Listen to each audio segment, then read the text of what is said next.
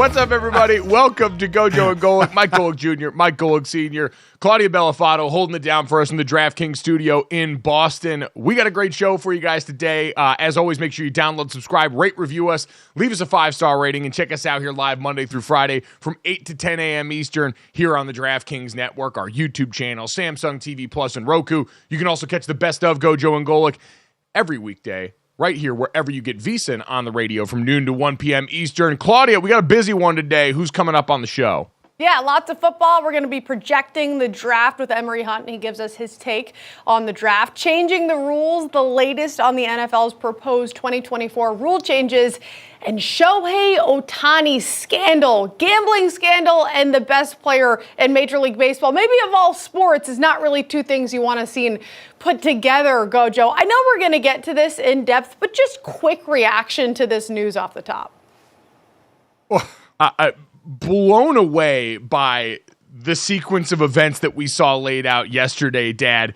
It was one of those things where you see the headline initially, and it's this idea that Shohei Ohtani's interpreter had incurred all of this gambling debt that Shohei Ohtani had helped him pay off. And that alone sounds bad because one of the parts of this headline was an illegal gambling guy and an illegal bookmaker was under investigation by the FBI, and what they found were two large wired sums of money in Shohei Ohtani's name. Now, again, the original claim was, hey, this was done to help Shohei Ohtani's interpreter cover up his gambling debt, get out of that so that he wouldn't do it again. But then all of a sudden, we get a differing account from Shohei Ohtani's camp after his interpreter goes on the record with ESPN saying, well, actually, none of this ever happened and he's a victim of theft. This money's been stolen from Shohei Ohtani. Then all of a sudden, the interpreter's story changes to say Shohei Ohtani, who originally in his story was over his shoulder making the wire transfer, watched him do it himself, to then by the end saying Shohei never knew about any of my gambling problems, never knew that any of this was going on. And so,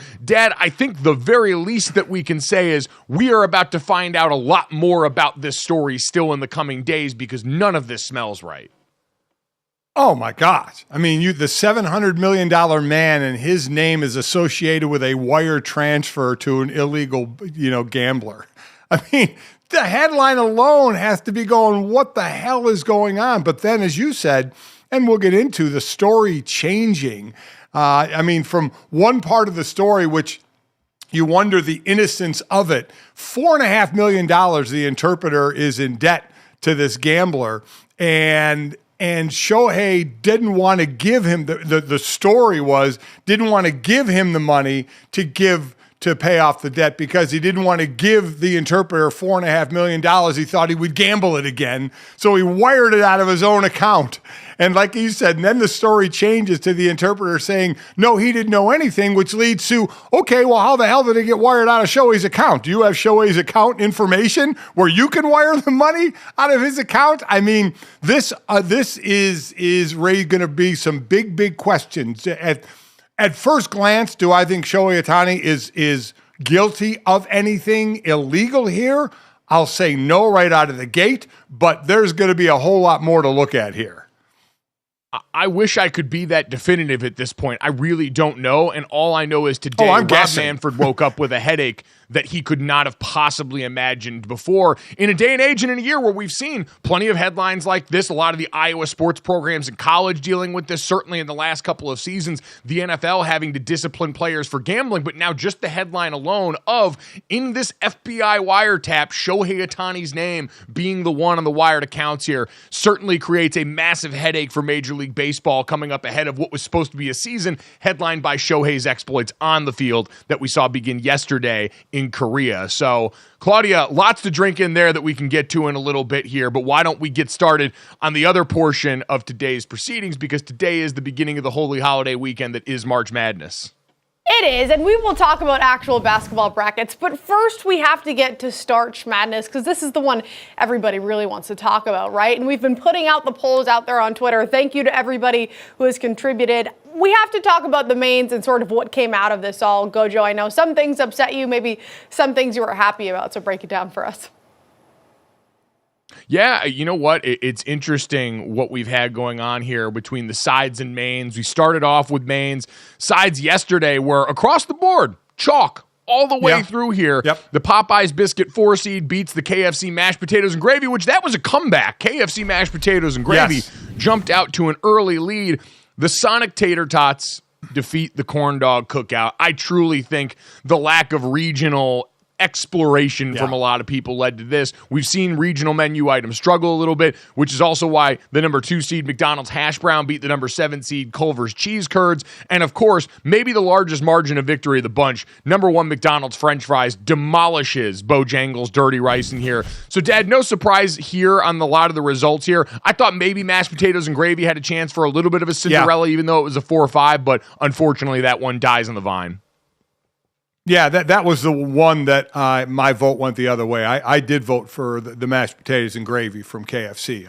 I love it. I do like the Popeyes biscuit as well, but that was the one I lost on that. The others, like I said, I'm one of those. I don't have a lot of knowledge of cookout. I don't, so it's tough for me to go down that road. I've had all the items. You love corn dogs. We all love corn dogs. Mm-hmm. Okay, you're right. I have had corn dogs. I do like corn dogs, but I like tater tots better than corn dogs. Listen, there's nothing on this sheet on any of them that I don't like.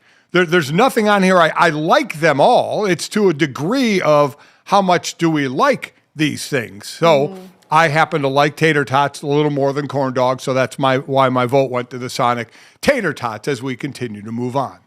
Senior, just quickly on the corn dogs, then we can get to basketball. You and I disagree on a lot when it comes to food. Everything else, we're pretty much on the same page. I love corn dogs so much, and I don't eat them often, but when I eat them in surplus. So in college, there was a festival where everybody's like getting drunk and going partying and crazy. There was a corn dog stand with free corn dogs. And your girl went and ate 7 of them. And she put 2 of them in her purse. And I swear to God, to this day, I don't know why I did it. It was disgusting. But eating it was amazing. So I really disagree with you on the corn dogs. That's all I got to say. Well, listen. So what I'll say is, in every situation is different. And by the way, very impressive. Knocking down 7 and taking 2 for the road. That is a Class A number 1 move. What I will say is, when you're drunk, it takes on a different kind of road. Now you're looking for, now you get hungry, and now you're looking for absorption. I'm looking for things to absorb in my stomach, absorb all the alcohol, and I would probably lean toward corn dog in that, to absorb more of the alcohol in my stomach. So I get it in that situation, but just walking into restaurants and ordering, I prefer tots over the corn dog. But in your situation there, bravo to you for taking care of business. Yeah, hey, I didn't say I was drunk. I said everybody else was drunk. I was drinking water and eating corn dogs. You were hammered. Who are you kidding? Senior. Come on, I was drinking water and Gatorade. Anything you guys want to get off your chest? The acts of a sober woman are definitely putting corn dogs in your purse. That's definitely what I've done as a sober because person. I put them in napkins, and it wasn't a nice purse. And you know what? I was in college, and I was struggling for money, and I needed some damn corn dogs. Anything you guys want to get off your chest before we talk hoops? No, all I have to say is we do have to introduce a bit of today's voting. We're going to have the desserts region voting opening up today on the show. So the first 2 matchups that'll be debuting, the 1 seed, Juggernaut, Wendy's Frosty, the belle of the ball, going up against the 8 seed, Taco Bell Cinnamon Delights. Obviously, that one's going to be a tough battle for anyone against the Frosty there. And then the 2 seed, McFlurry, versus the 7 seed Subway Cookie. Subway Cookie, bit of a nostalgia play, obviously not the same, overall quality as the others, but they introduced that foot-long cookie around the Super Bowl. That banged pretty hard. So we'll get the 4-5 seed and the 3-6 seed later on in the show. But in the meantime, we got actual basketball that's tipping off today. March Madness gets going for the weekend here. And so to help us get going with that here, we are excited to bring in DraftKings' very own Julian Edlow, kind enough to join us. Now, Julian, what's going on, brother? I hope you're hungry enough after sitting in the lobby having to listen to all of that nonsense. I mean, it's my favorite time of the year because I'm about to just watch basketball for 96 hours. You get into some very lazy eating habits. I am a big corn dog fan. I might have to add that to the list in these next 4 days. Nice.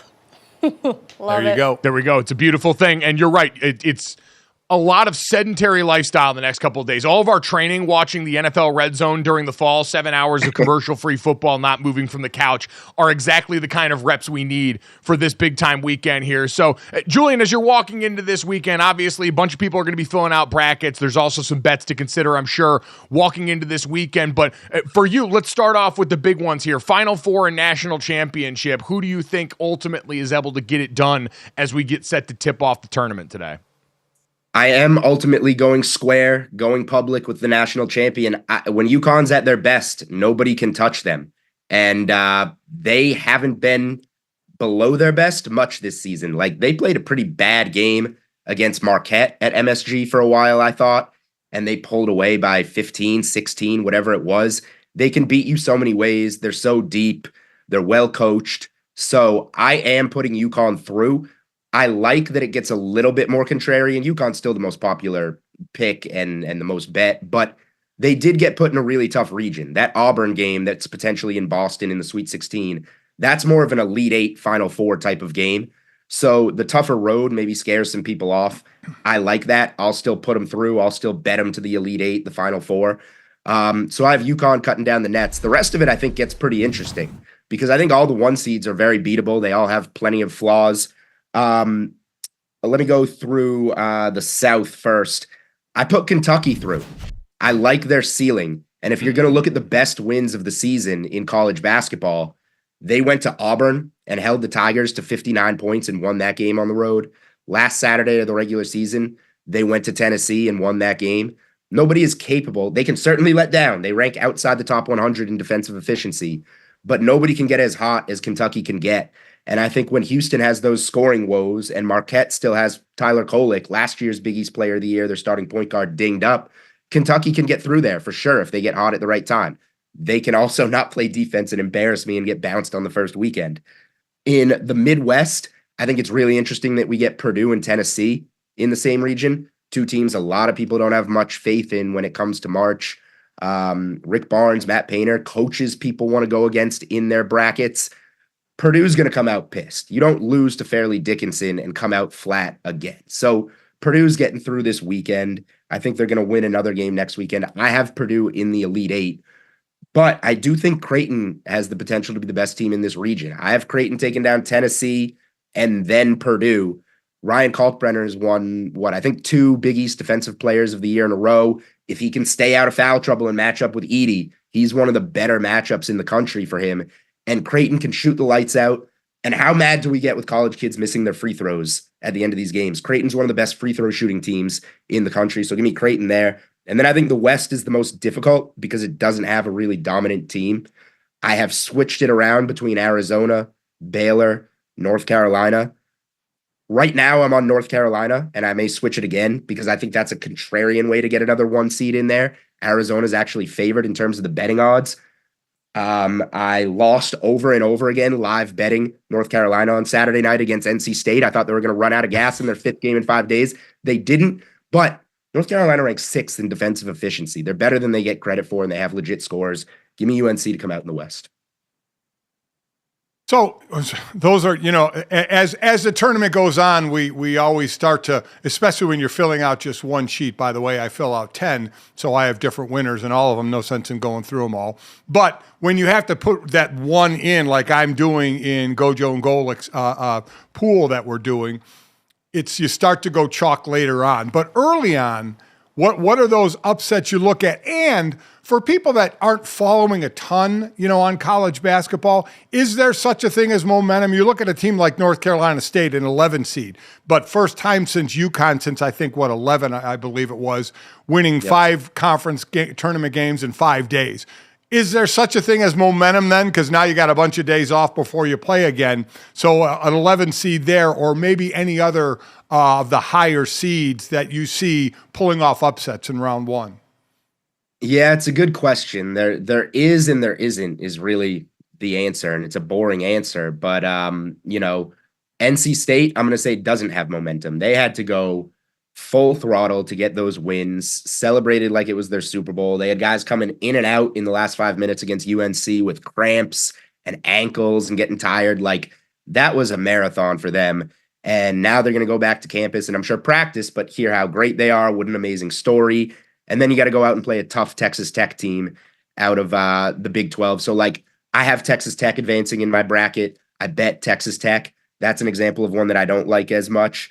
But there are some teams that can gain that momentum. Like I have New Mexico over Clemson. They won the Mountain West.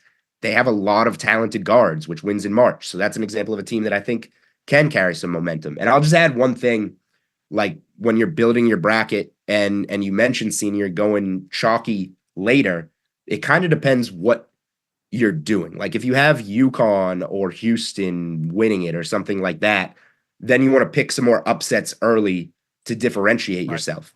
But if you're somebody that's coming in here and picking, I don't know, I'm looking down at the bracket right now, Auburn to win it all and come out of UConn's region and win it all, you can play it safe earlier because all those big points you get if Auburn ultimately wins it are probably going to win it for you, and you don't have to take those chances early. So you don't have to put 3 12s and 2 11s through. Like you can just pick the better teams that are favored and say, you know what, if Auburn wins this, I'm probably going to win my pool. Julian, let me ask you this. Staying in the South, I have Kentucky going on the way, but you mentioned Houston and their offense and the fact that it decides to show up when it wants to, but scoring 42 points, which we saw in the Big 12 championship game, isn't really going to do it. I'm looking at this from a betting perspective. I do my brackets and all that, but I don't want to try and guess the upsets. But when I see a team catching 24 points against an offense that does decide when it wants to show up, is that sort of an angle you take, or are you really just sticking to brackets, staying away from these big spreads? Yeah, that's an interesting one against Longwood because Houston as a 1 seed last year, I think they won by like 12 or 13. They didn't pull away. They scored 60-something points. It's hard to cover 24.5 when you're scoring in the 60s. This isn't, UConn or UNC or somebody like that. So I would lean to taking points with Longwood in the first round. The reason I am not is because of how bad of a performance Houston's coming off of. I'm sure they've heard it all week. I know they want to save themselves for a tournament run, but I would look at like laying Houston 14 first half, or Longwood's first half team total is something in the low to mid 20s. It's very embarrassing, but I would bet the under on it if I had to bet it. I think Houston comes out locked in, has a dominant first half, and then maybe coasts a little bit. So I'm talking out of both sides of my mouth. I think they're up big at halftime, and then 24.5, that gets a little dicey late. Backdoor cover, baby. I'm with you. Nothing wrong with it. Ain't mad at it. Certainly not. Julian, we appreciate all the time, man. Like we said, we know you've got a busy day at hand. How you going to watch the game, by the way? Were you watching at home? You going somewhere? What's on the schedule? I'm at home today. I got the 4 TVs over here installed in the basement, essentially for this reason. My wife told me there's no way I need 4, and I said, you're wrong. I do. And this is why. Today is why. So I'll be down here. I'll be, of course, working. I don't understand people that don't work in sports that like wake up today and are like, all right, let me head to work. I'm like, are you serious? You're not going to watch this? So I'm very fortunate. I'll be watching this, doing my work. Looking forward to it, potentially live betting some games. Hopefully it goes better than betting UNC a bunch of times against NC State. Well, we wish you well, good sir. Enjoy the 4 TVs. We're praying the bets all hit. Everyone can check out Julian on the Sweat on the weekends with our buddy Emerson Latzia as well. Always great stuff there. Julian, enjoy the weekend, brother. We appreciate it. All right. Thanks, guys. Good luck with the brackets. Thanks. Dad, I'm not going to lie, as we go through that, and again, we've said with every analyst that we've had on this week, we're just using them for information for ourselves. Yes. I was very heartened that so many of Julian's picks also mirrored my picks. Where I was just going off vibes, Julian's actually smart, actually was looking into this stuff and researching it in a meaningful way, so I feel great right now. So the one thing I think you and I did that may be a mistake is maybe riding North Carolina State a little bit just for the fact of DJ Burns. Listen, we love this cat. We love anybody that looks like a football player playing basketball. We love it. And they go 5 days straight, 5 wins, win the conference. I know they're an 11 seed, but I have them going a couple of rounds just because of that, just because of DJ Burns. And that's probably where you get yourself into a little bit of trouble.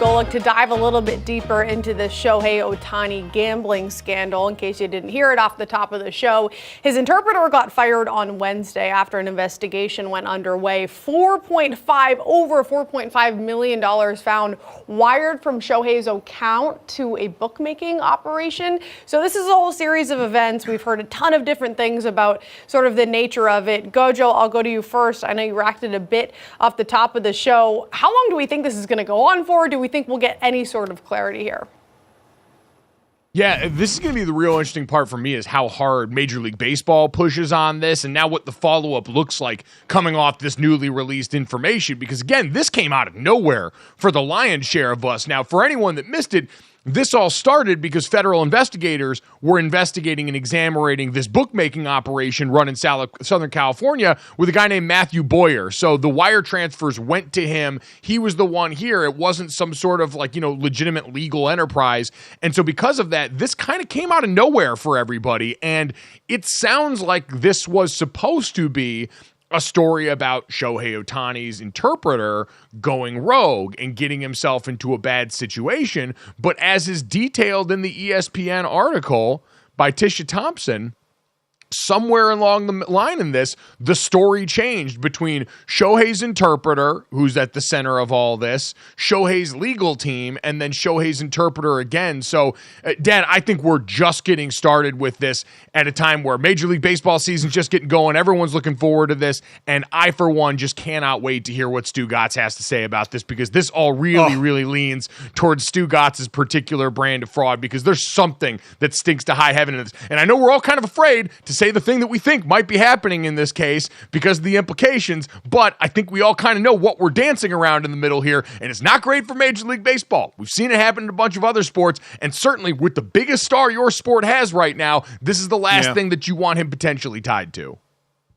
I mean, it couldn't get any worse, right? I mean, this is the man, the $700 million contract, the guy who is kind of a mystery, right? I remember doing it was either a Rams or a Chargers game after he had signed, a while after he had signed with the Dodgers, and he came walking out on the sideline, and just the amazement of everybody. It's like that unicorn. You just don't see him a lot, and he's just walking around, and everybody's just like, wow, amazed at this guy. And it was such a great story, pitching and hitting and what he had done, to now where, as you mentioned, the guy Boyer, the bookie, even saying, I got the money from Shohei's account, but I've never talked to Shohei personally. You're right. The story's going around here, and that's what's going to be a head scratcher, because I don't know what most people think. If you just to go with the original story of the interpreter got himself into some gambling trouble. He said, listen, he never bet on baseball. He bet on basically every other sport, but not on baseball. Got into trouble. Shohei bailed him out. And we all think end of story, until the story ended up changing, which we talked about early on, to Shohei knew about it, to Shohei not knowing about it, to it going to the interpreter saying that Shohei helped him out, to Shohei not knowing anything about this. So all of a sudden, the waters got muddied. The waters got muddied with the biggest star in the game making the most money in the game, in something about sports that you and Mike have done, you and I, Mike, have done for a long time. When you walk into locker rooms and talk about gambling, it is the biggest thing to be talked about by athletes is gambling, even though it's legal now in about 40 states, and we got teams now in Vegas, it's still kind of there. And we're getting into other stories where gambling is still there. So this is monster news. Well, I'd say this, one thing they make very clear throughout the story, and one thing you hear from Ipe Mizuhara is his interpreter, and the one thing you heard over and over again was never bet on baseball. This was on soccer, this is on college football, it's on any other number of sports but baseball. And he said, we've been in the meetings in the preseason where it's very specifically outlined, where all these leagues tell you, hey, if you are either player in the league or league personnel especially, you cannot bet on baseball, period, point blank, end of sentence. And so that gets talked about a lot here. And you're right. That's been the dividing line. Every league sort of got their rules and approach to this. It differs when you get down to the college ranks as well, the way that we've seen. But Dad, if this whole operation was designed and what was going on here, this making Shohei's interpreter available to ESPN for an interview, getting these statements out, right. If this was all designed to make Shohei Ohtani look like he was cleared of any impropriety in this process, it failed miserably. It failed catastrophically. Yes. This looks like this guy being pushed in front of the oncoming train. I've seen everyone use the beginning of the Dark Knight Rises thing where you've got Bane pushing Buddy in the play and saying they expect somebody in the wreckage. Like, this looks like a Fall Guy scenario from the outside looking in based on how inconsistent the story was within the body of the same reporting on this subject that, again, seems like it was designed originally to make sure that Shohei Ohtani was very clearly separate from everything that was going on here, and now looks like it's very much messy in a way that could get problematic for him. It is messy, and it will be interesting as baseball's investigation goes on with Rob Manfred of what the story is going to be behind closed doors, right? And if the story is going to come together with a little bit of agreement now, instead of one thing happened, then another thing happened. So what's the real story? You know, there will be those that say, well, boy, all these guys better get on the same page before they go and talk to Rob Manfred. But are we ever going to still really know? I mean, we know that the money came from Shohei's account. We know that. I mean, Shohei admits that and says, you know, it came from my account. I'm trying to pay off this guy's debt. As the original story was, my guy got into trouble. I wanted to bail him out. I didn't want to just hand him $4.5 million to go pay this guy because I feared he may go gamble that money if he's got an issue. I mean, it all seemed like a dude helping out a friend, but even on that story alone, I'm sure people would still scratch their head and say, is that really the deal? Or is this, like you said, is he going to be the fall guy for this? And then the story completely flips on its head. So this is not going to be, I don't think, good for baseball, because you know how it's going to be. There are going to be reporters and insiders digging like crazy to find out any little nugget of information. And I was going to say, I think this is part of the issue. Go ahead, Claudia. Well, I was just going to say, baseball is such a mental sport. You talked about all the reporters. They're going to be in the locker rooms. That's all they're going to ask about. That's not the point of it. This team's supposed to go out and win it all. They're supposed to be the best in the league now, especially with Shohei. So, is something going to happen to where the investigation does find it's something on his part to where he can't play anymore? Or when he's up at the plate, is this all he's going to be thinking about? Yeah, probably. So the impact that I'm really curious to see is on the actual game now that we have started. But GoJo, go ahead.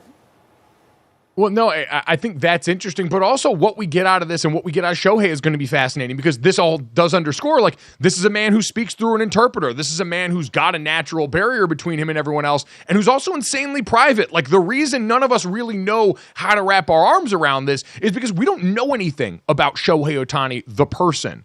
We all went through the laughs about how we couldn't find out his dog's name for a little bit, and about how he shock dropped his marriage on everybody about a month later, so much so that Dave Roberts didn't even know about it. And when we have all of that in a guy that we've largely as a public been projecting things onto, because he is an incredible mountain of accomplishment and ability, but he has been largely silent and devoid of any sort of public personality. And so we get to make of him what we've all wanted to up until this point, which means we really don't know anything about this guy. And so as we search around here, all we've got to go on, for a while, it worked in Shohei Ohtani's favor, where it's, hey, you can go through life and everyone right now assumes the best of you and everyone believes the best because they're awed by the ability. But now we get to this point where, all right, these are some hairy allegations that are existing around Shohei Ohtani's sphere and around his camp, and we don't know anything about this person's character, personality, doings, happenings, any of it. And so this is the first introduction to really get any meaningful information about Shohei's life off the field that we're getting. Yep, and now we're going to get a baseball investigation. The league rule book states that bets placed with an illegal bookmaker, which they were here, are subject to punishment at the commissioner's discretion. So Rob Manfred could be looking down after these meetings and dealing with, am I going to suspend the $700 million man based on the information that he gathers? Yeah, long way to go. Lots more information to get, but to gather. But again, very, very strange times to begin Major League Baseball season around their best team.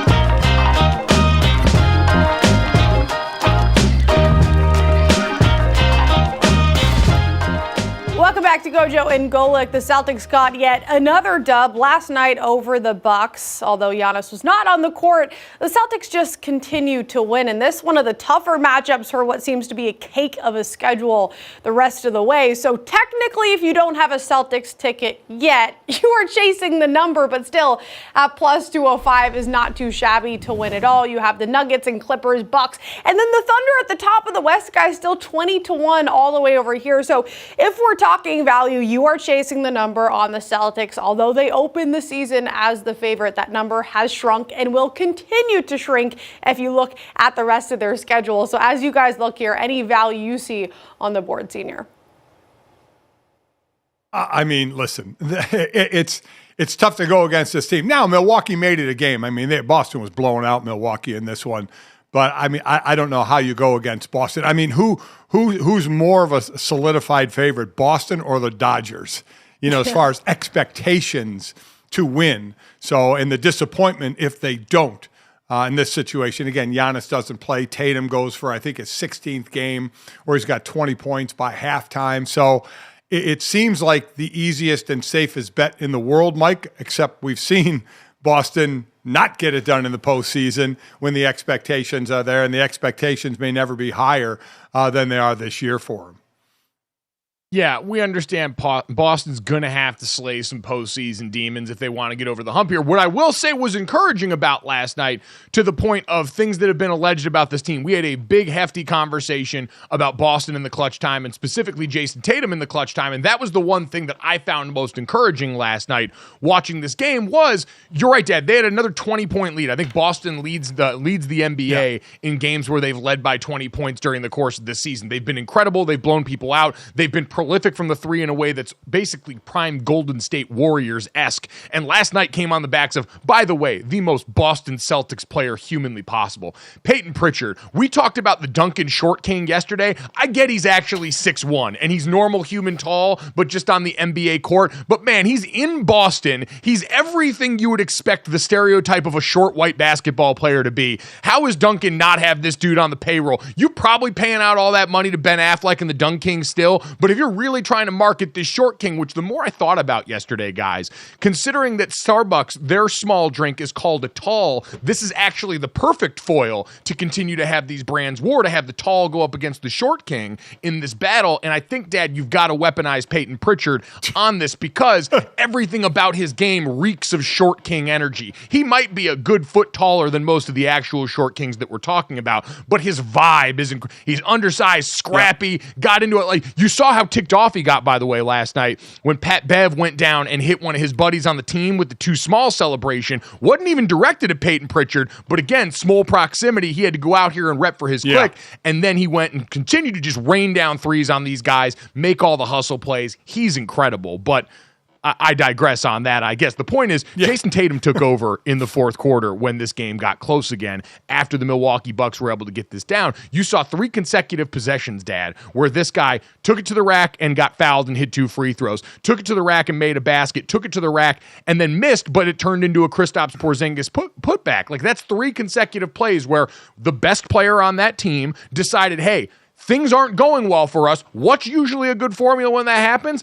Put your head downhill, use all that ability to get to the basket and make something good happen. And so I saw that, Dad, and said, all right, clearly defined plan for when things got hairy down the stretch. That's a feather in the cap of the Boston Celtics. So do you look at the other side, though, and say, okay, this was a blowout here. Milwaukee was able to come back with 3 minutes to go. It was a 6-point game. It ends up being a 3-point game and no Giannis. So, I mean, what's to be said possibly about that? Boston's blowing this team out. Milwaukee comes back into this game, makes it a close game without Giannis, who has a hamstring, which is a worrisome injury to me because it can re-aggravate and cost you some time. So I guess I'll look at it. I'll play the other side of it and say, is this an issue for Boston? Well, we've certainly seen Boston have issues in the postseason, but here you have a team without one of the biggest players and best players in the league. You're blowing them out, and we have seen monster leads disappear in the NBA. That's nothing new. But Milwaukee, Claudia, is doing this without Giannis, and they're coming almost all the way back in this game. Well, don't forget, too, this is the third time they've faced, and one of those last 2 times, one was closer, the other one was a blowout by the Bucks with Giannis playing. So it seems like everybody's almost forgetting the Bucks because they didn't come out as strong in the Celtics and obviously hasn't been as consistent, and the defense was the glaring issue. But yeah, if they can piece it all together and Dame plays like he did last night and you have the role guys stepping in and the Celtics take their foot off the pedal like they did, erasing a 21-point lead, yeah, the Bucks could take it. We've seen the Heat do it. We saw Golden State do it. So I think almost people are forgetting about the Bucks. I forgot, by the way, when they got Dame, I got down. I got a ticket on the Bucks to win it all last minute, which makes me an awful Boston fan. But there is a reality where the Bucks can take over here. I forgot I did that. Listen, there's no doubt. I mean, Giannis is having, when we say Giannis is having statistically one of his best seasons of his career for a guy who's a multiple-time MVP, that's saying a lot. And you're right, Dame Lillard has looked a bit more comfortable and a bit more like himself post-All-Star break, where maybe he shot himself into that with the three-point contest performance, and now all of a sudden looks like that. Bobby Portis second in the NBA in bench points and pretty consistently the same force that he's been there. But that roster, they absolutely have the core of championship DNA still on that team. I'm not discounting that, but I guess the one thing I can say, at least if you're Boston, you've been so much better than pretty much everyone for the entire season. It's been a laughable show of force. Mm-hmm. And the one thing I still do want to see, because now for Milwaukee, you've got Chris Middleton back, who is, I think, one of the funniest farces in sports, the idea of the minutes restriction. Because we heard it talked about last night where Chris Middleton's supposed to be out there on a 28-minute minutes restriction. And as soon as the game gets close at the end, they're like, well, he's up to 30 minutes now. And Doc's like, we're going to just let this fly and see what we need to win. Like, it's a minutes restriction only when it's a crime of convenience. If it gets close at all and you can win a game against a good team, we blow right past those stop signs with fury. But the point is, Chris Middleton's back. And Chris Middleton is yet another one of those guys at the end of the game that could have the ball in his hands. And in this game, you've got, all right, hey, Dame Lillard's playing great without Giannis. I still want to see at the end of a game that has meaningful stakes to it, when you've got Chris Middleton, who's certainly been capable and shown up in the past for them, Giannis, who's the best player on the team, and Dame Lillard, who's been a clutch time god most of his career. How do they sort that out? Because we've seen that undo similarly great teams in the past. And at the very least for Boston, trust is gained in drops and lost in buckets. But last night, drop of trust in the bucket for Jason Tatum handling the proceedings at the end of that game to help get them over the finish line.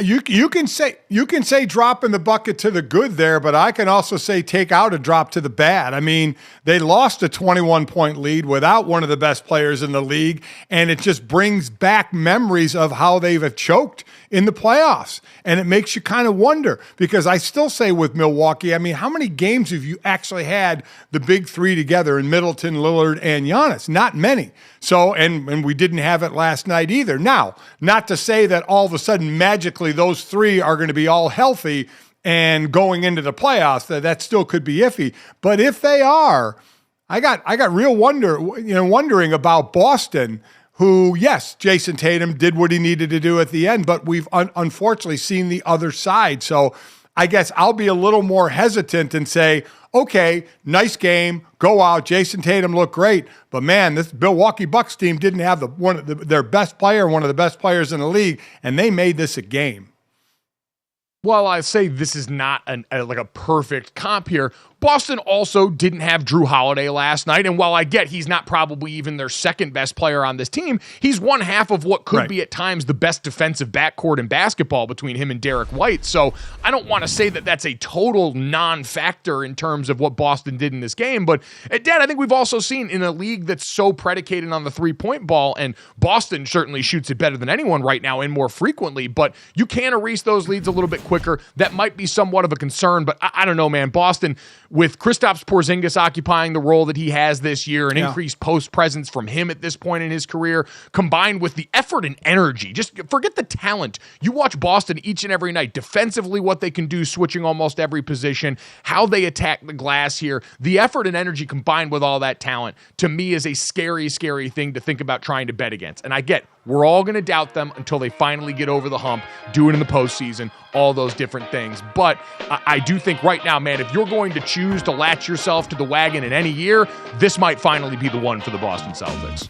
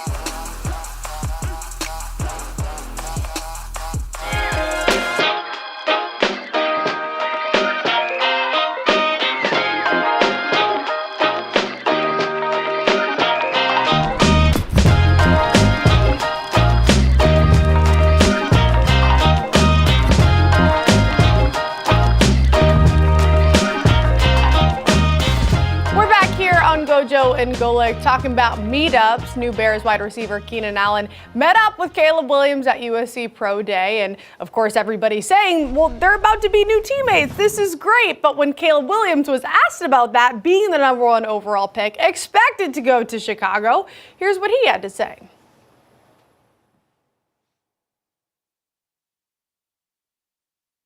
I wouldn't say it's my full expectation. Obviously, things can happen, things can change throughout this time. I think it's around 33 days or so, 30 days until, April 25th. And so, a lot can change. You take it day by day. Handle and control what you can control. A lot can change, and everybody likes to try and make these mock drafts be interesting. But I think it's pretty clear. The odds show us that Caleb Williams is going number 1 overall to the Chicago Bears. Right, GoJo? Yeah, and he should. Like, I think, and I saw the strategy for his pro day seemed to be, hey, we're not going to do any of the gaudy stuff that you've seen in the past. This isn't going to be Zach Wilson's pro day where he's rolling left and throwing back from his hip across the body. Because quite honestly, you can go on Caleb's tape and find all of that. Like, there is that exact Zach Wilson pro day throw in the first 5 plays of the 2020, I believe, 2 Utah game against USC, where Caleb puts that thing on a rope into his receiver's lap and it just gets dropped. So you know what he's got in the bag, Dad. I think it's been interesting to watch Caleb Williams' entire public presentation become very subdued during this time. Whether it was at the Combine or now here at his pro day, it's all about keeping everything very subdued, incredibly professional, and I think pushing back against a lot of the things that have been said about him publicly. So again, anything I say about the Combine or pro days is nothing against players. Players are going out and doing what they're supposed to do, right? You're asked to do certain non-football drills. You do them. You're preparing for your test, and you're doing it. Caleb Williams did his pro day and gets to control the routes and all that. So this is nothing on Caleb Williams. When I hear comments from analysts that actually said, well, he wanted to prove in this pro day that he could throw from the pocket. What the hell are you talking about? That he can throw from the pocket, that he can stand there in shorts and a t-shirt with nobody rushing him and stand in the pocket and make a throw. It blows my mind. It seriously blows my mind for people that are judging this and watching this and saying, just like when Zach Wilson in shorts rolled left and threw the deep ball, the internet lost their mind. I don't understand it, Mike. Maybe I'm always going to be this old guy on the porch, but I don't get it. He wanted to prove he could throw from the pocket on his pro day. Are you kidding me? It's one of the dumbest comments I ever heard in my life. Now let's look at what I'm going to, as I've always said, when he starts making visits, he'll visit Chicago. They'll put him in the classroom. They'll go over offenses. They'll go over checks. They'll go over film and how he relates to all that. Other than that, look at his game tape. Everybody started talking about, well, the Notre Dame game started us to really question. In all honesty, they beat Arizona the week before that. There were 3 times in the last part of the season, the last 8 games, I believe it was, he completed under 60% of his passes and only threw for 1 touchdown. So from Arizona really on, it was Arizona, then Notre Dame, and then on, he was throwing for 1 touchdown, none, 2, 3. He did throw for 3 against Washington, 1 and 1. So he wasn't putting the ball in the end zone a lot, but he wasn't throwing interceptions either. So that's one of the big things I look for as well. Now, every young quarterback, you can sit there and watch and pick things apart. Does he move around? He buys time. He buys a lot of time. Is he going to be able to buy that much time in the NFL? That's, it's a different ball game. The speed is different. He's buying 7 seconds, 8 seconds for a play. Probably not going to happen in the NFL. So there are things you obviously have to adjust to. He's going to go number 1. Don't get me wrong. He's going to go number 1. I know there are people that say Jaden Daniels could be number 1, and they could be close. Just like we're going to talk about Malik Neighbors and Marvin Harrison Jr. If you're splitting hairs, okay, it's what you see as a GM and a coaching staff on a player. But man, I just, when I hear some of the comments, it just blows my mind. But after, that Arizona game and that Notre Dame game and on, you started to look a little closer at, okay, there's no quarterback that comes in perfect to any situation. What are some of the things that are question marks to you? And some of those came up. There's no doubt about it.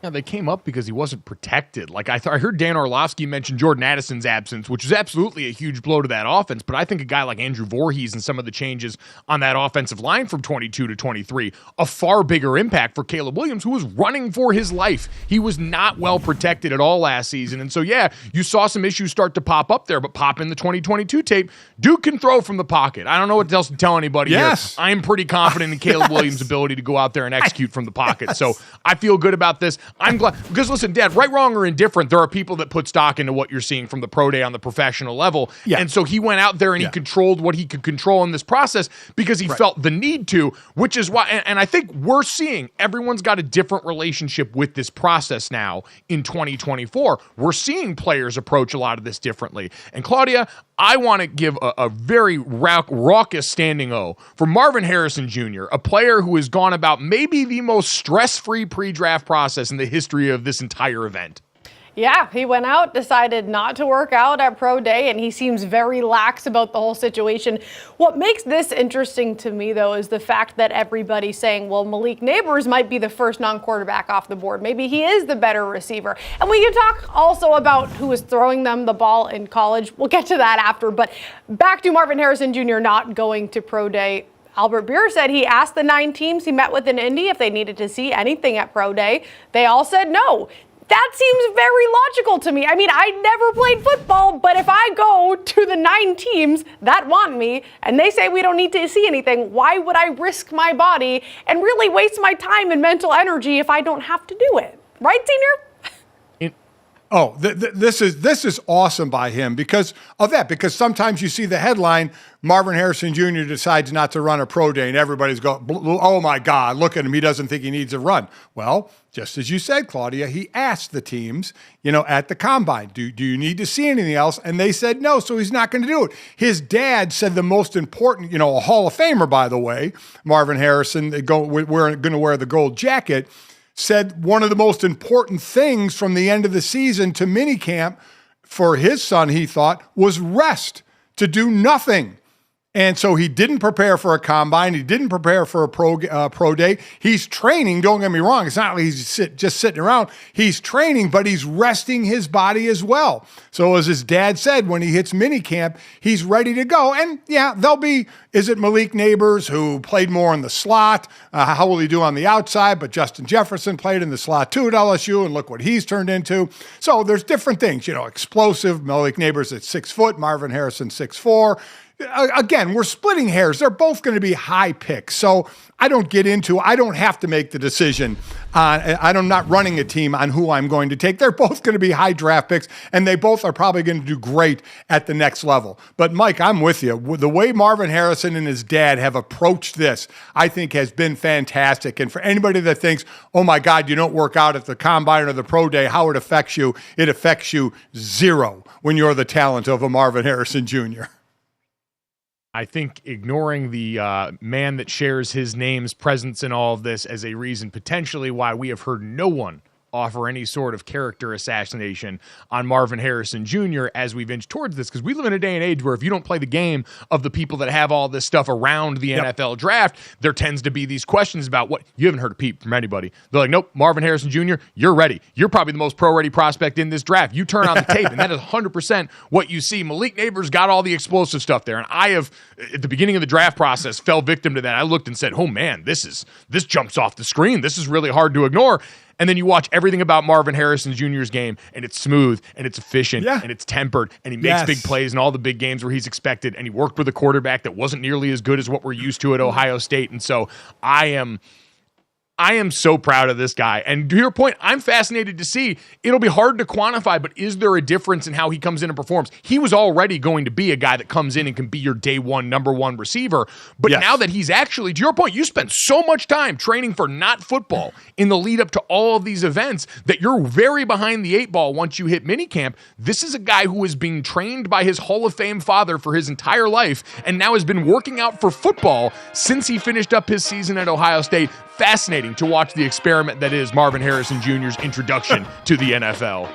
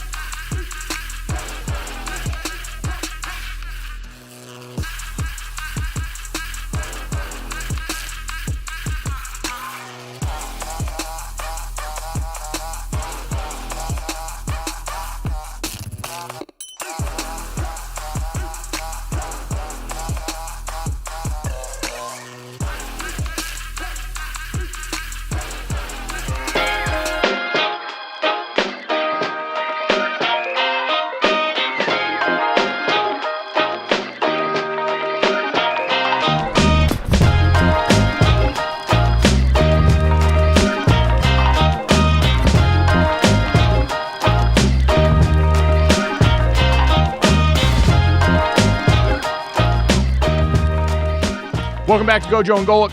Mike Golic Jr., Mike Golic Sr., Claudia Bellafato. Hour number 2 rolling along right here. Want to remind everybody as we get ready to talk a little bit of NFL draft with Emory Hunt from CBS Sports that you can also make sure you're involved the first day of March Madness with our March Madness betting pool on the DraftKings Sportsbook right now. You can go on there. It's under the pool contest. Beat GoJo and Golic. Remember, there is a $2,000 bonus bet prize up for grabs. It is a free entry pool to pick your bracket for March Madness right there. We've got up over 35,000 people in the group. We appreciate everyone for joining on here. Come and try your hand, see if you can take us down. We also are going to continue to ask you to help out with our Starch Madness bracket, trying to pick the best fast food menu item. We have gone through main dishes. We have gone through side dishes. Today we are up on desserts right now. We've already got voting underway, including things like the McFlurry and the DQ Blizzard. But I want to introduce the last 2 matchups for the day. The 3 seed DQ Blizzard versus the number 6 seed Burger King Hershey Sundae Pie. Sneaky one on this one. If anyone was primed to make a run on this, the nostalgia of the Hershey Sundae Pie, which is a college staple for your boy, with Burger King right near Notre Dame's campus, this might be the one. And then this is going to be really interesting. You want to talk about the regional variety seeping its way into this tournament that so far hasn't been rewarded. We've seen In-N-Out Burger lose. We've seen Cookout lose. Cookout's going to have another shot. The 4 or 5 matchup here. The Cookout Milkshake versus the 5 seed Culver's Concrete Mixer. This is really going to test the different regions of America and see who basically who on our timeline is more represented, the Midwest or the South, when it comes to our fast food eating. So with that in mind, at GoJo and Golic on Twitter is where everyone can join us here right now. And I see Emory Hunt with us in the chat, smiling right now, listening to this. Emory, as you hear those options, I don't know which one you're more well-versed in, but which way would you lean on this one? Are you a Culver's guy? Do you have the Cookout love? My dad's not familiar with Cookout, so I've had to try and preach the gospel to him on behalf of this great institution. Well, listen, firstly, appreciate y'all bringing me on the show. I grew up in New Orleans, so I'm laughing because in high school, I had a summer job at Burger King, and we used to I work from 6 a.m. to 2. And so we used to get there early, set up the breakfast stuff, and then me and my homeboy used to go hide in the freezer and just sitting there and just knock out those Hershey pies. So that's just, I expect them to make a run because I know how fantastic they are. Every time I have eaten a Hershey Sundae pie, and it's been many a times, every time I finish it, I've always said it needs to be bigger. There needs to be more.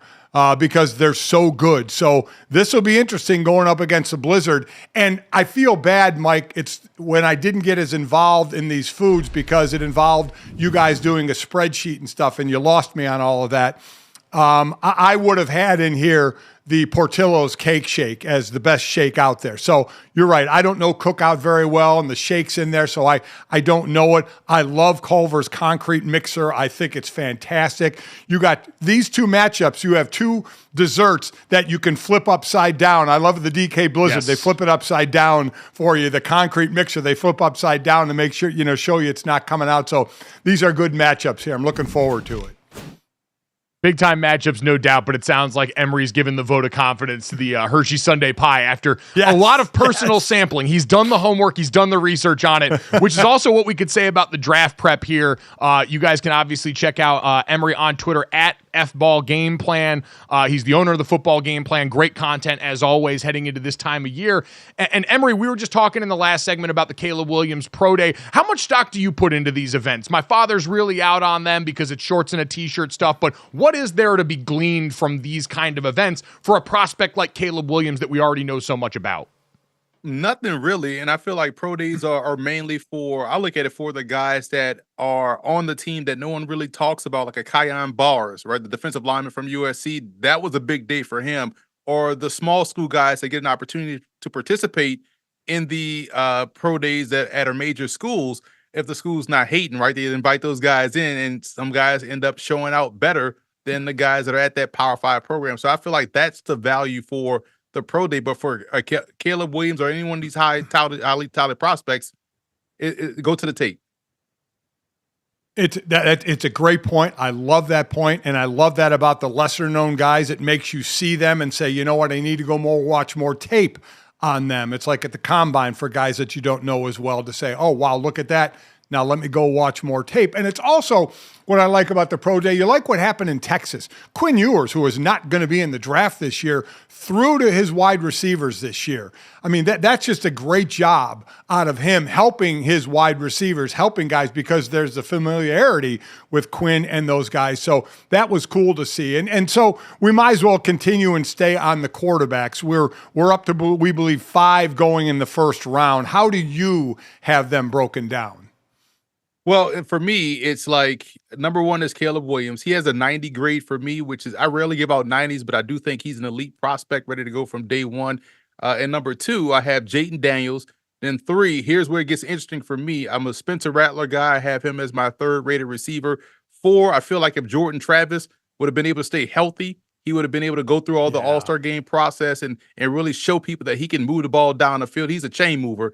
And number 5, I do have Drake May. I feel like those guys, 3 of which I feel like the top 3 I would take comfortably in the first round. The other 2 I view as more as late first, second round type talents, but I do have those guys in my top 5. So what's the discrepancy for you then between Drake May? Because I feel like the way that we've always talked about him as a prospect versus the way that you rate him here is miles apart.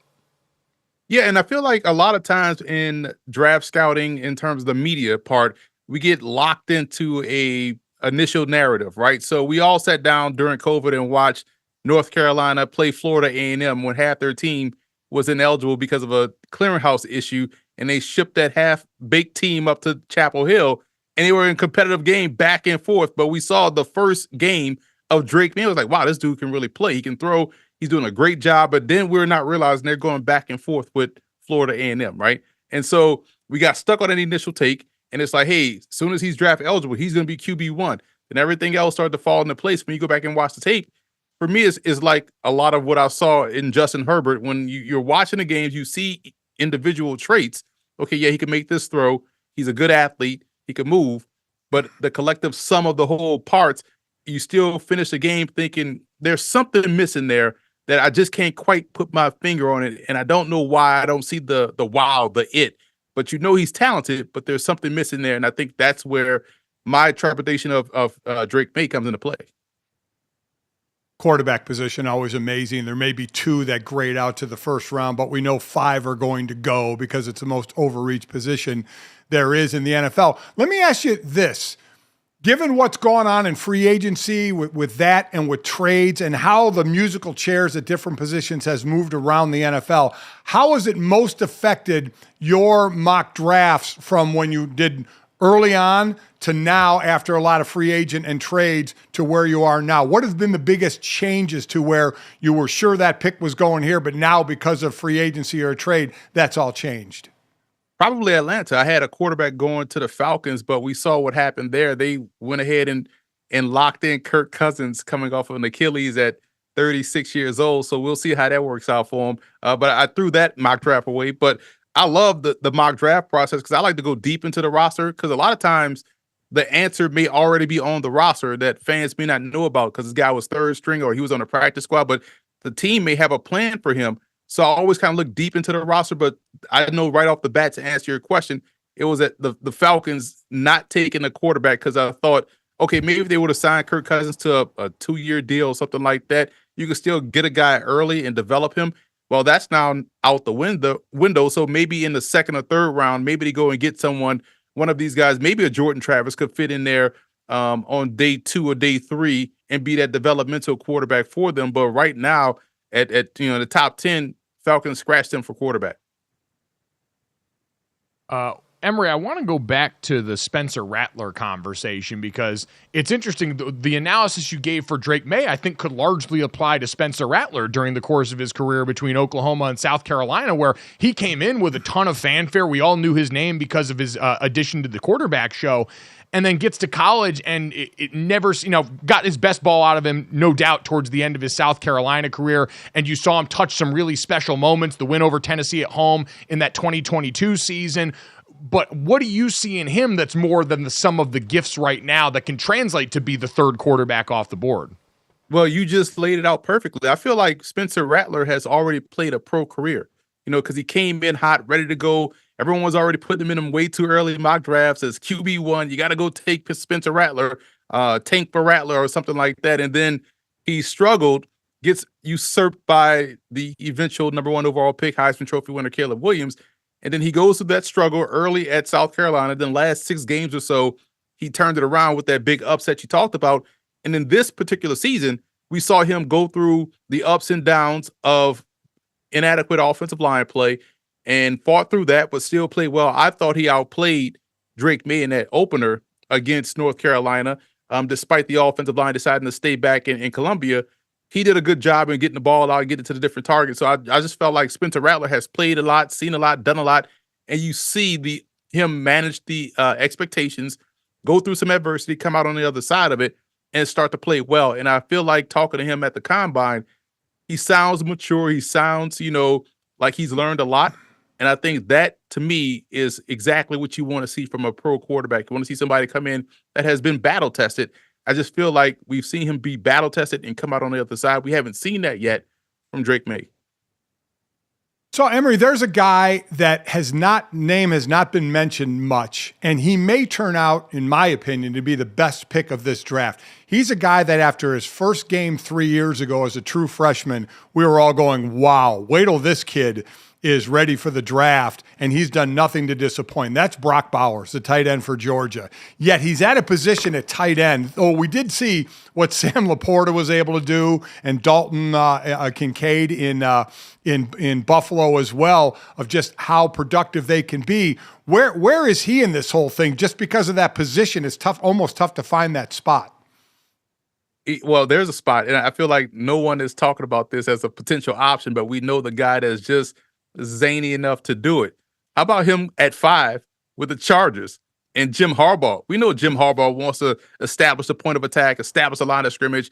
Yes, they got rid of, a couple of their veteran wide receivers, but we know Brock Bowers is an instant offense type of a guy. He's a great catch and run threat at wide receiver, at tight end, and he can also block as well. So why not, if you have a chance to get a game breaker at 5 to help out Justin Herbert, and it fits within your identity as an offense?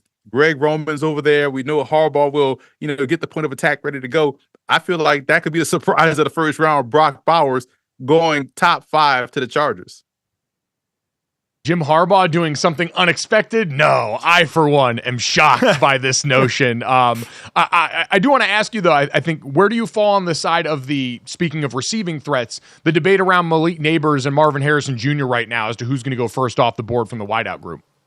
Listen, I grade receivers by position, like X, Z, slot, big inside receiver.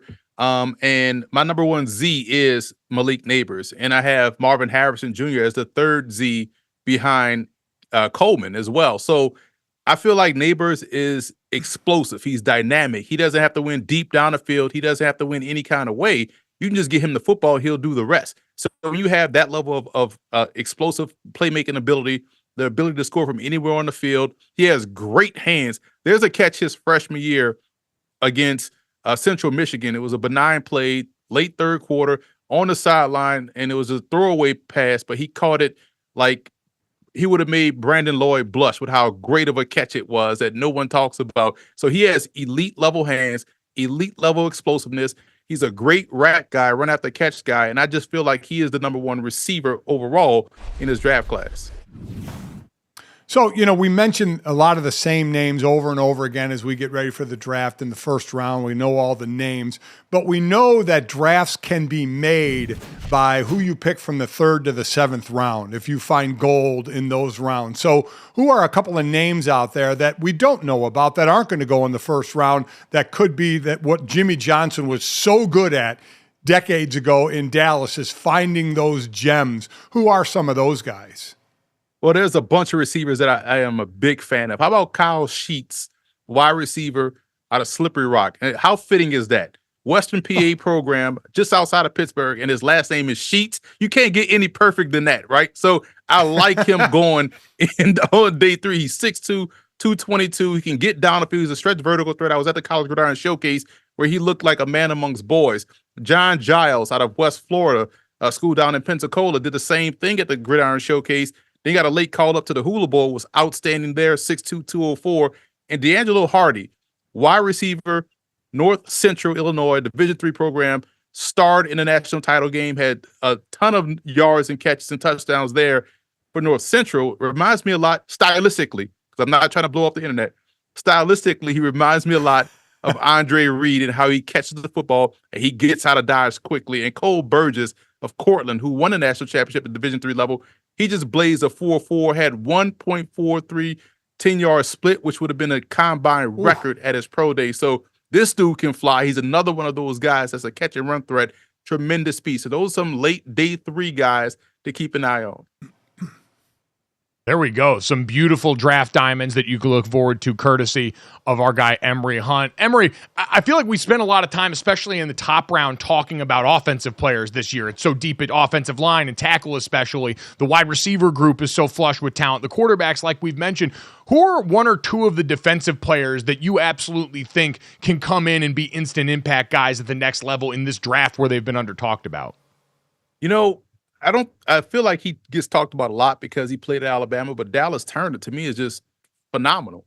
You know, he's someone that really is, you give a guy 25 plays, right, to watch when you're a prospect. And if you don't make a play in the first 25 plays, then, you know, obviously you're watching someone that it's kind of like fits in, not a standout. But Turner, to me, within like play 5, you've seen 9 plays already. Like, man, this dude he's ready to go from day 1. So for me, I feel like wherever he goes, and I know this draft is quarterback heavy, it's wide receiver heavy, it's offensive tackle heavy, but watching Dallas Turner just play football, it really just stands out at how great of a prospect he is on defense.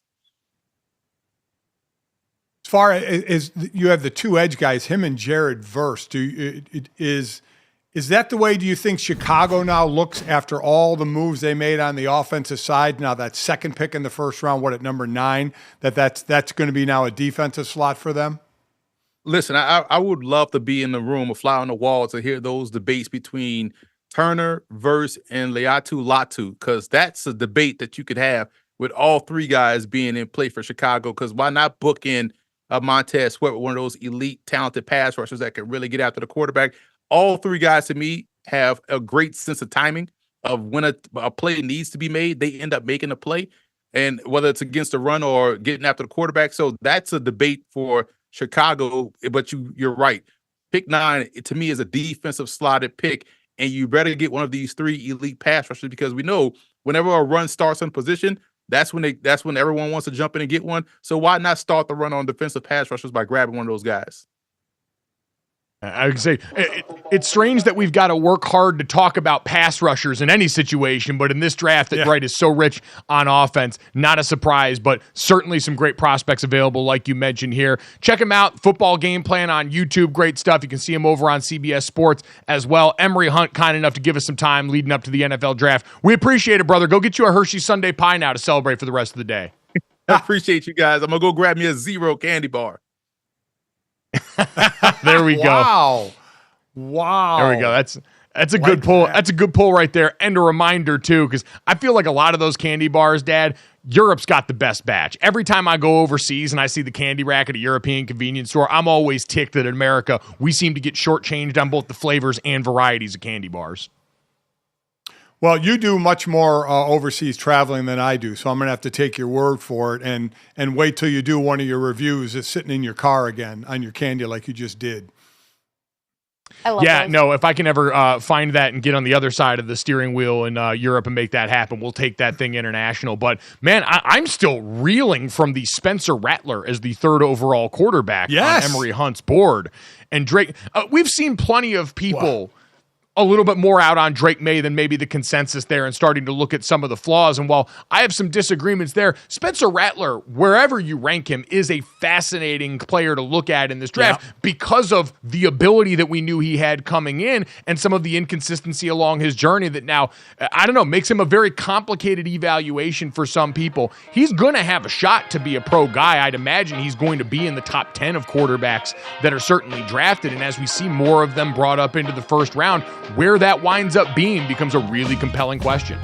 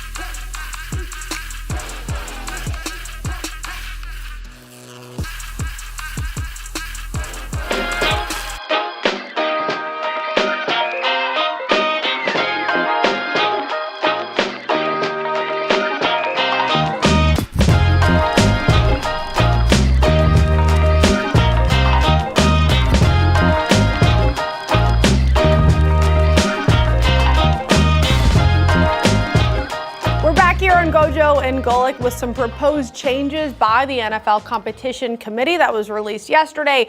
Changes to rules when offsetting fouls occur. This is also not limited to, because there's 4 rules also proposed by Philly, Detroit, and Indy, but changes to rules when offsetting fouls occur, adding 2 new instances to instant replay, eliminating the hip drop tackle, which has been very dangerous, and promoting more returns with new KO rules. So GoJo, as I mentioned, there are 4 separate rules, which I know you'll get into. Anything missing from this board, you think, or anything you really like here for the proposed changes?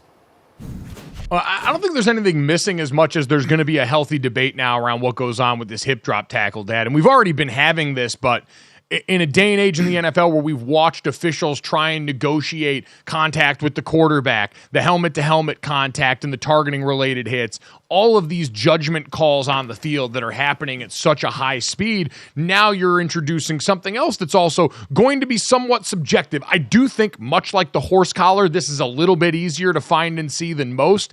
And to the point made by a lot of defensive players, it's not something that occurs a ton within the body of the game, but it's just another thing we're putting on officials at a time where they're more scrutinized than ever. So I expect this to unfortunately be one of those things that we see pop up early and often in the regular season as players get ready to try and adjust and officials trying to figure out how they're going to legislate this. Yeah, listen, I understand the injury part of it, but I hate yet again, you're taking yet again,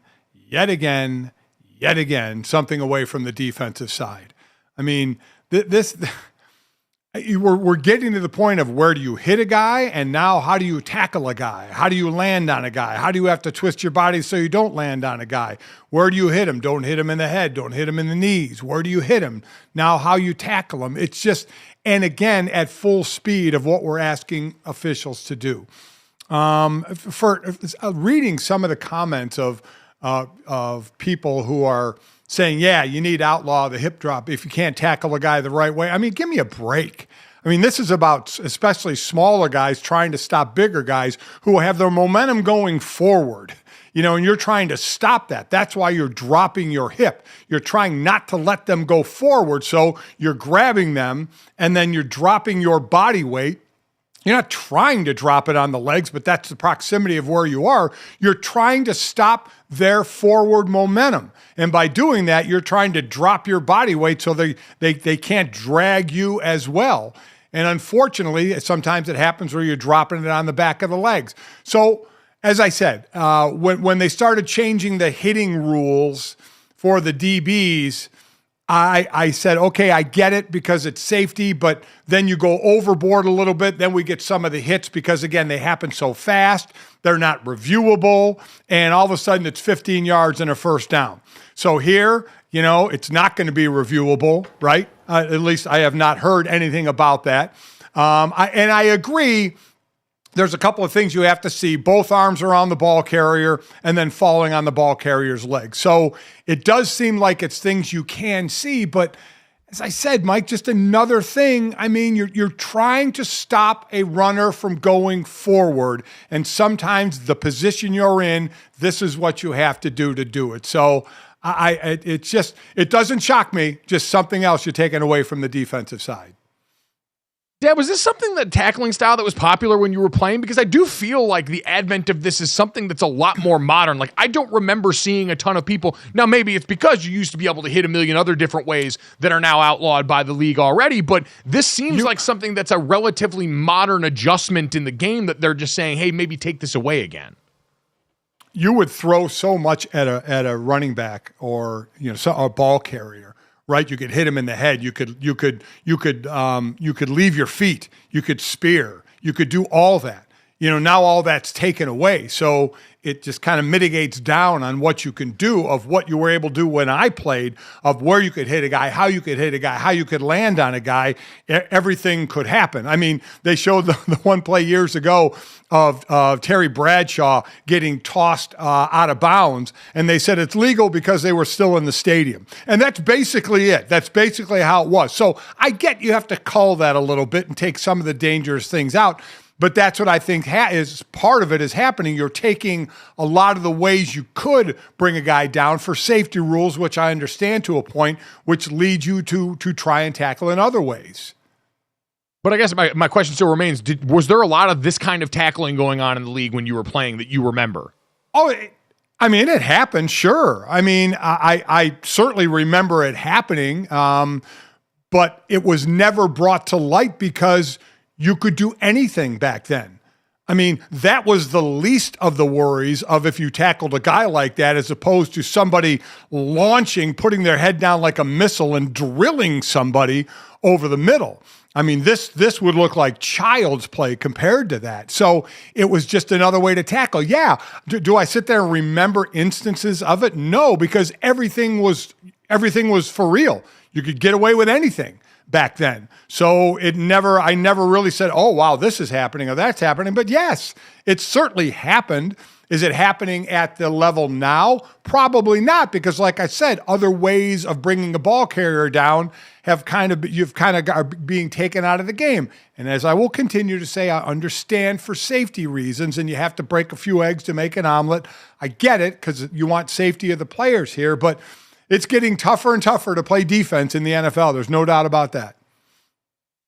I get that in general, and the reason I've had a hard time having such a strong opinion on this particular rule is because I am empathetic to the plight of defensive players. I think we've seen the whole modern game shift away from making their jobs easier, but at the same time, I also look at this and say, we've already outlawed the horse collar. This is spiritually the same exact thing, and so it doesn't seem like a huge reach and a far cry if we've already made the concession that, hey, this one thing is out of bounds, this one thing's caused an inordinate amount of injury, let's try and move away from it as best we can. So what it is, Mike, it's as a former player and a former defensive player, it's another thing. That's kind of what it is. It's another thing taken away on the defensive side of the ball. So that's kind of where it goes. It's like how many things can you do to the defensive side? Because we know they want an offensive game. That's, I think, it more than anything. Because you're right. It's kind of like the horse collar. I get it, but as I said, it's just ticking off one more thing that we're taking away from the defensive side of the ball. Yeah, and I guess that's my point, is in a vacuum, this doesn't seem as egregious to me as it is in conjunction with everything else. And maybe that's where the problem comes up here. And while this one's gotten the lion's share of the attention, Dad, before we get out of the segment, I do want to say one of the rule changes up. There's 4 team-led rule changes that are up here that I know you and I will continue to beat the drum for, because this one's complicated. The other one I think could be simple and wonderful is replacing the onside kick with the 4th and 20 play from the kicking team's 20-yard line. The Eagles have proposed this now, I believe, for a couple of years. We've seen it happen in either the XFL or the USFL, one of those that went about this one. And we've talked about it. The onside kick has become a nothing burger of a play. The level of the probability of success has been so painfully low that introducing this, another exciting actual football play, seems like it should inevitably get the call up. So an onside kick is rarely is recovered by the receiving team, and an extra point used to be automatic, right? So they moved the extra point back, and it certainly made a difference. You had guys start missing extra points. It became something you had to actually made worth watching. And now I completely agree. Why wouldn't you go a 4th and 20? I mean, make it more exciting. I love that. I think it should be in. And quite honestly, real quickly, I like the new kickoff rule. I said when the XFL did it, I said, this is coming to the NFL. You want action. You know what? It's going to look weird, seeing the kickoff team line up on the opponent's 40 and the return team on the 30, and nobody can move until the receiver touches the ball, but you're going to get returns. 90% of the kickoffs were returned in the XFL over 2 years. You're bringing something back to the game again instead of just a waste of everybody's time to line up and run down 60 yards to watch a ball go in the end zone. So it's going to look weird, but I'm happy they're going to try this thing and do this thing because you're going to get returns back in the game. Somewhere, our buddy Sam Schwartzstein, former Stanford offensive lineman who's helped been the architect for a lot of these rule changes and advancements around some of these supplemental leagues and certainly around some of the tech on Thursday Night Football, has to be smiling wide because this is what we always said could be the utility of those leagues, and now we're seeing some of these rules start to get their day in the sun. We'll see if they actually make that final leap up to the bigs as well.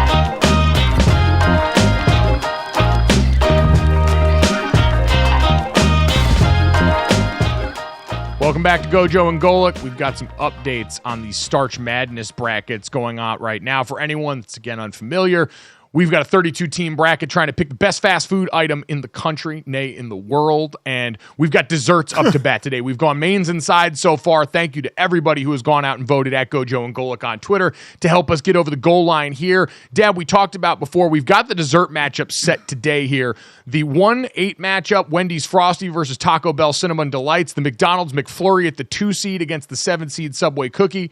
And then the 3 DQ Blizzard against the 6 seed BK Hershey Sundae Pie, followed by the 4-5 matchup, Cookout Shake versus Culver's Concrete Mixer. Dad, who is your favorite in this region? Who's the item that you enjoy the most? And how do you feel about the matchup?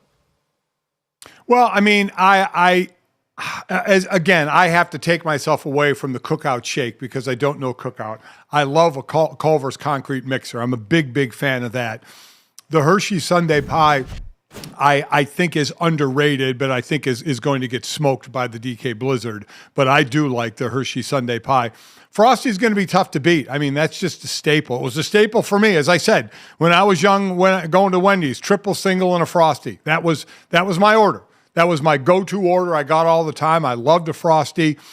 What's, to me, the number 2 seed McDonald's McFlurry against the Subway Cookie. I love the Subway Cookie, in all honesty. I'm a big fan of it. So for me, I have voted for the Subway Cookie over the McDonald's McFlurry. So that's one of the upsets I picked. I don't think it's going to happen. What? Oh, yeah. Well, that's the most insane thing I've ever heard in my life. I'm sorry. As a man who is a card-carrying type 2 diabetic, I'd expect you to have a better grasp on sweets than you just displayed right there. That is absurd. Oh, yeah, that is a travesty, a sham, and a mockery. So good for it. It's a Travis-sham mockery. Well, listen, I don't know what to tell you because it was a cookie. Now they have the foot-long chocolate chip cookie that we had at the Super Bowl, which after one of our meetings, I ended up picking apart and eating almost the whole thing of it.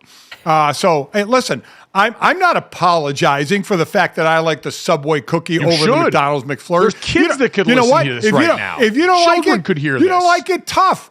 Go eat your McFlurry. I'll eat my Subway Cookie. All right? You do you, I'll do me. I'm not going to rip you for liking the McFlurry over the Subway Cookie. You're doing you wrong, though. I that. want you to do you better. I care about you. You're my father. I love you, and I want to see you happy, and I know that can't possibly make you as happy as a McFlurry is making you here. Your memory's going. It's what's called an opinion. Look up the definition of Claudia, help him out. Please help him out. You can have wrong opinions. But isn't a McFlurry basically you can get cookies in the ice cream, which sort of trumps a cookie alone? That's how I think, at least. You can put almost anything in a McFlurry. Listen, again, it's beautiful. Now, there is always the weird roulette Tina. you got to play that if a McDonald's ice cream machine is even going to work on any given day when you're going there, that's always a wild card, so you can factor that in too. But yeah, it is it's truly a luxury. It's like hitting the jackpot the minute you get there and the ice cream machine's actually working. So, God, I've learned a lot about my father in a way that I did not know before this segment right now. Mercifully for us, democracy can reign. You have a chance to vote at GoJo and Golic on Twitter against. That's a 2-7 matchup. So if the Subway Cookie pulls this off, monumental upset at the beginning of the Starch Madness tournament that we can get to here. Let's go away from arguing families to more wholesome family content, Claudia, as we had one new Eagles star introduced, and he had a special fan in the audience for it. Yeah, and I mean, you could segue. Eagles fans got a sweet treat this offseason getting Saquon Barkley, which was really the opposite for Giants fans because they lost really the only glimmer of hope. But hey, I'm not trashing on this team at all because Saquon Barkley's daughter did that for him. But my daughter, funny story with her, she knows there's a lot of history in my career with the Eagles. I remember one time when I was with the Giants and we lost to Philly in the playoffs, we went to diner to get some breakfast and there was a bird and she was like, Daddy, oh no. And I'm like, what is it? She points to the bird and she was like, it's the Eagles. And me and Anna, we just started laughing and I just put my head down and just kind of start shaking. So when I told her that we're going to be going to Philly, she kind of was just like, does that mean we're going to win now? The shade. The shade. I really do love it. He was 2-7 against the Eagles in his career with the Giants. So, I mean, she wasn't wrong, but this is kind of awesome. Go, Joe. This smart kid. Yeah? Yeah. Out of the mouths of babes, right? Out of the mouths of babes, we get the truth sometimes. So like, Yeah. He should have said, yes, dear, we're going to win now. Or at least we're going to win more than we did in New York, because they are. As a perceptive kid, this is one of those things you hear a lot of the tales on the internet of like a 3-year-old that says something really profound, and we usually find out later it's just a lie made for content. This one I actually kind of believe, because kids love birds. I don't know much. I've got a little bit of experience now with a lot of my nieces and nephews, the ones that have been faux nieces and nephews. I've now got 2 real ones, and I already know my nephew Jackson, big bird fan, at least early on. So kids seeing birds, kids making the connection to what goes on with dad, that makes a whole lot of sense. I want to go over to the other side of Pennsylvania and talk about the Pittsburgh Steelers, though, guys, because yesterday we got a little interesting nugget from Adam Schefter that lends itself to what I've said all along about the quarterback situation in Pittsburgh, as we've got Russell Wilson that got signed there recently. Justin Fields got picked up after they sent Kenny Pickett over to the Philadelphia Eagles. And Dad, Adam Schefter came out yesterday on NFL Live and basically said, hey, with the financial investment into both of these players, if Justin Fields showed up and showed out in camp, the Steelers could let go of Russell Wilson and be no worse for the wear, because they're paying him such little money here. And while, yes, they're positioned as Russell Wilson's the starter, Justin Fields is going to be the backup going in, I think this is a worthwhile note, and it's what I've said, Dad. You owe Russell Wilson nothing here. Justin Fields, at this point, much more potential, certainly hasn't lived up to it all the way through his career yet. We got the Russell Wilson weird workout video yesterday, but I firmly believe this should be a lot more of a competition if you see flashes from Justin Fields in camp that some people, yourself included, have made it out to be. Yeah, I don't think it'll be a competition. I think Russ will go in as the starter, and if things happen along the way that make us change their minds, I'm not making the decision, that's cool, but I think Russ clearly goes in as a starter and Justin as a backup, and we see what goes from there. And I don't even think about the releasing part of Russell Wilson. I'd keep them both. I mean, even if Justin Fields ends up being the starter, keep them both, because at what point early in the season we were on 50-some quarterbacks? We know injuries happen, so it's not cost prohibitive at all. So I would keep them both, no matter who's the starter. At this point, would you be surprised if Justin Fields beat him out, though? If Justin Fields popped up, made enough plays to get over the top of him? I would be a little surprised if Justin Fields. Let me put it this way. I don't think Justin Fields, get enough reps is not the way to put it. I think Russell Wilson is going to go in as the clear starter. It would have to be monumental for the reps that Russ gets, the reps that Justin gets, if all of a sudden you started saying, wow, Russell looks so bad or Justin looks so good that we're going to make a switch here.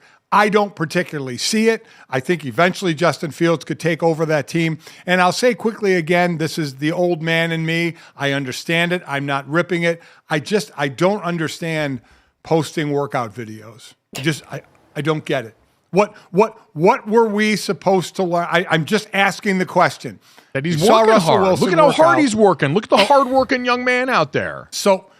So if we didn't see that, we weren't sure how he was working, but because we saw that, now we can say, okay, he's working hard because there's actual video proof of it. This is what the younger generation needs. Video proof that if I don't see it, it's not happening. Is that kind of where we're at? I mean, Dad, listen, you're the one that taught me the phrase, the eye in the sky don't lie, and you're only as good as whatever the tape says. And so he's got the tape out right now. He's busting out the tape for you. No, do not compare what I said there to a videotape being released to the public. The eye in the sky doesn't lie in your meeting room with your position coach or with your coordinating coach. So now you want to exclude the fans from the eye in the sky. You say the eye in the sky only belongs to you. Yes, I am excluding the fans from the eye in the sky don't lie to the professionals that watch it in their rooms to try and get better. Yes, that is exactly what I'm doing. Bring on the hate. That's fine. The eye in the sky has nothing to do with public workouts. The eye in the sky is not for any of you fans, so saith my dad. Coming up next, I want to talk about something that you and me and all the rest of the fans can share at a ballpark very soon on GoJo and Golic.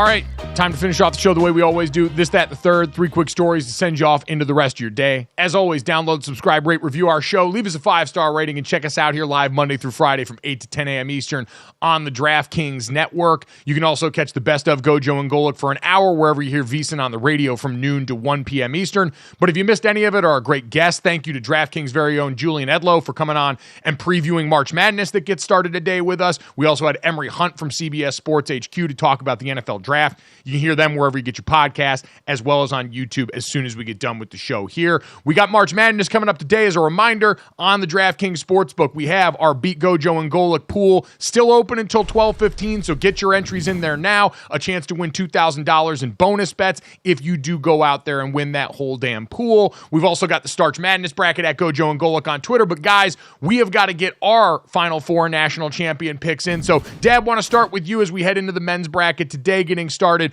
What's your Final Four? Who's your national champion? Which sheet are you talking about? The first one, or maybe the last one, the 10th one. All right, I know. The sheet I entered into the GoJo and Golic contest. The sheet of integrity for my East, father here on this show. Yes, sheet of integrity. All right, out of the East, I have Iowa State, the 2 seed coming out. Out of the West, I have the 2 seed Arizona coming out. Out of the South, I have the 1 seed Houston. And out of the Midwest, 1 seed Purdue. So that's my Final Four. My championship game is Purdue against Arizona, and my national champion is Purdue. All right, there we go. We got one on the board for the Boilermakers. Boiler up. Claudia, your Final Four national champions. Who are we working? I think I have an idea of who your national champion is going to be at this point. Yeah. Right. Yes. Well, I'll make decent money on Kentucky if they do win. I ended up going them, but I have UConn, Arizona, Kentucky, Purdue, and then I do have Kentucky taking down UConn. UConn, they're so tough to beat, but I'm just going to cross my fingers and hope that we get an upset. Yeah, predicting the first back-to-back champions in the men's side since the 06-07 Florida team, certainly a daunting task. That being said, God gives his toughest battle to me, his strongest soldier, and I am ready to shoulder that load. My Final Four is UConn, Purdue, Duke, and Arizona. I have Purdue and UConn squaring off in the championship, and I have the Huskies, Danny Hurley's bunch, going back-to-back and winning the title this year on the men's side. So that is our brackets at GoJo and Golic on Twitter, again, at DraftKings Sportsbook. Check us out in the pool. Guys, let's get to this, that, and the third.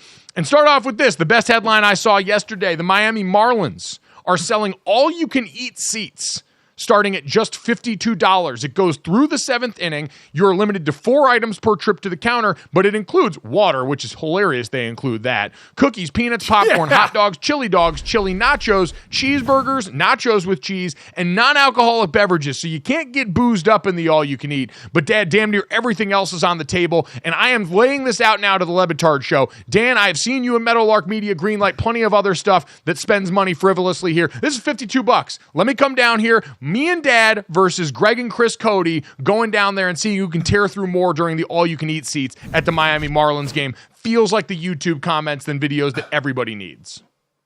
So, Mike, now you can pick 4 items per trip. So what 4 items are you picking in your first trip?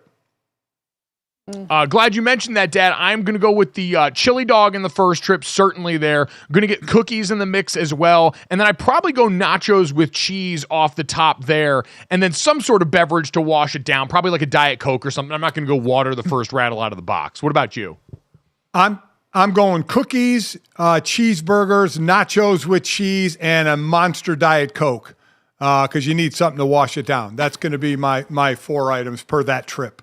Claudia, how about you? Are you guys, I'm so stuck on this price. Like 2 waters at Fenway is $52. So I feel like I'd stock up on the water. But I'd have to go cookies, hot dog, nachos, cheeseburger, and then a drink. Probably water because I'm boring. And as we've established, Claudia has already put corn dogs into her purse, and so a pocket dog or a purse dog, definitely not out of the realm of possibility here. This feels like a Titans Eat Free scenario where this sounds like a good idea right now, but to Claudia's point about the price point, this is going to get dangerous very quickly, and so that's why I have a sense of urgency around this, and I want to make it very clear to the Levitard Show, we need to do this now because I don't think this is going to survive very long based on the appetites of the people that tend to go to ballparks.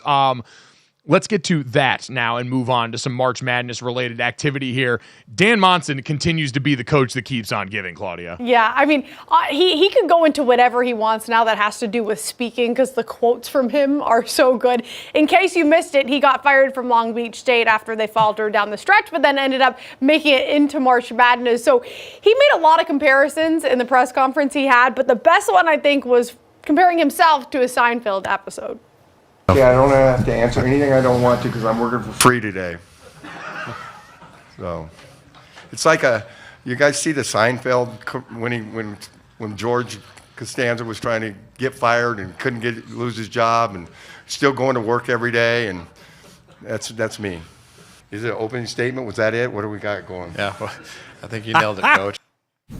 That's the best. Like when you got nothing to lose, he's just going out there and he's free. He's the chillest guy in the world. And they'll probably go on to win maybe another game or two that they probably shouldn't. He's free. He's free. And I know exactly that Seinfeld episode. As Mike and Jake and Sydney, our kids, get tired of me and their mother, we watch Seinfeld and we watch Everybody Loves Raymond. We know all those episodes. I know exactly the episode he's talking about with George trying to get fired. But man, Dan is free.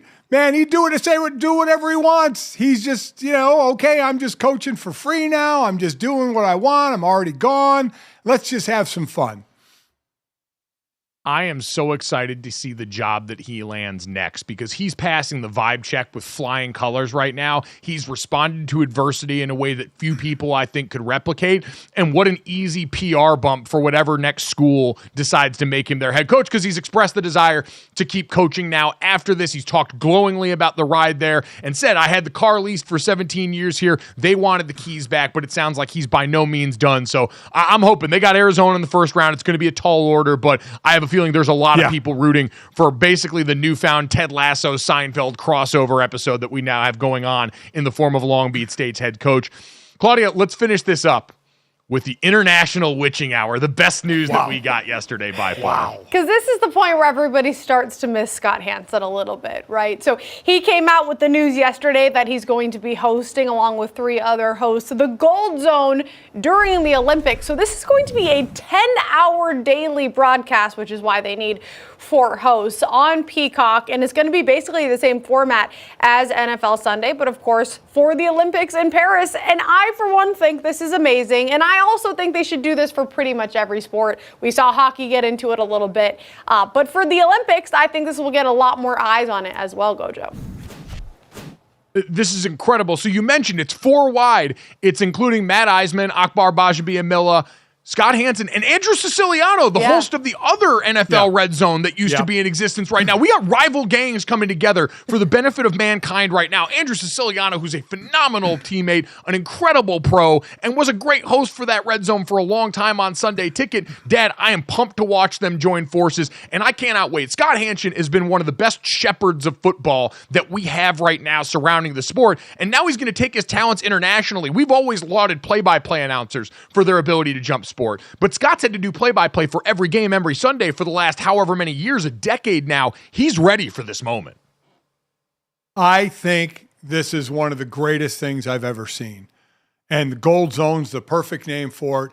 I am anybody that knows me for the last couple of decades being in media, I am a Olympic freak. I love it. And for when they're whipping around and they stop on archery and start to break that down, I can't wait for it. I can't wait for that moment. I just can't wait. I think this is such a great idea. Good for Scott, all these guys really, but for Scott and how much he is beloved around the country for what he does in the Red Zone, to now have that familiar voice and face doing it for the Olympics. I mean, this is an absolute home run to me. The perfect way to roll into football season, the witching hour at the Olympics where gold becomes bronze and bronze can become gold. I cannot wait for the early Scott Hansen reps leading us into football season. A friend of the program, a friend to all, now getting to go for gold in Paris. We hope you'll go for gold with us. Download, subscribe, rate, review, leave us a 5-star rating. Thank you guys so much. We'll talk to you all tomorrow.